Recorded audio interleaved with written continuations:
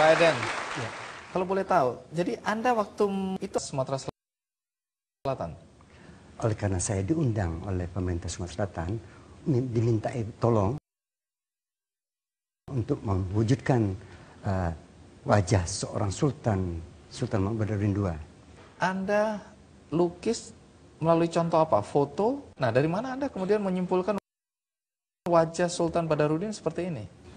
Saya mendapatkan dia berumur 45 tahun lebih kurang. 45 tahun.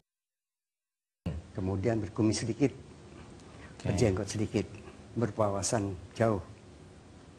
Cerdik, strategi perang, ahli strategi perang, mendapat julukan laksana harimau yang tak terjinakkan. Wow. Jadi ini imajinasi berdasarkan deskripsi tadi. Ya. Baik.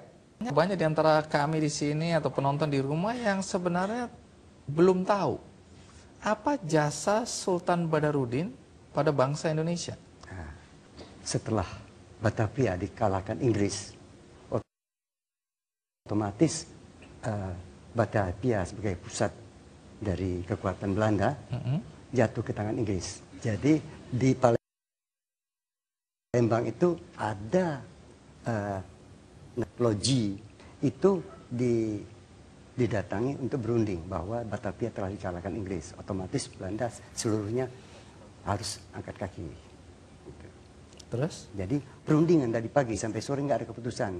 Maka Sultan Mahmud Badarudin menyerang loji itu sehingga bisa ditaklukkan dan orang-orangnya dimasukkan dalam kapal hingga keluar Sungai Musi. Perjuangan Sultan Mahmud Badarudin di loji Sungai Aur itu adalah serentetan dari perjuangan Sultan Palembang. Dari Sultan bapaknya adalah Sultan Mahmud Badarudin I. Kemudian ke Sultan Mahmud Badarudin II. Nah, sederet perjuangan dari Sultan Mahmud Badarudin II ini yang layak untuk diangkat menjadi pahlawan nasional itu adalah pertempuran loji Sungai Aur ini. Untuk memenuhi kriteria pahlawan nasional tadi ya. Nah, namun lukisan Eden ini sendiri sebelum menjadi di mata uang kertas ini, Pak Eden ini memang orang Palembang jadi, dan sebelum menciptakan ini di tahun 82, Eden Arifin pun sudah pernah melukis sosok Badarudin ini, kawan Palembang. Oh, jadi sama seperti ini modelnya. Hampir sama. Hampir. Oh, sesudah Anda mendapatkan deskripsi, Anda coba mengubah ya wajah itu sesuai dengan deskripsi yang waktu itu yang diminta melukis Sultan Badarudin. Tapi ada beberapa seniman lukis lagi.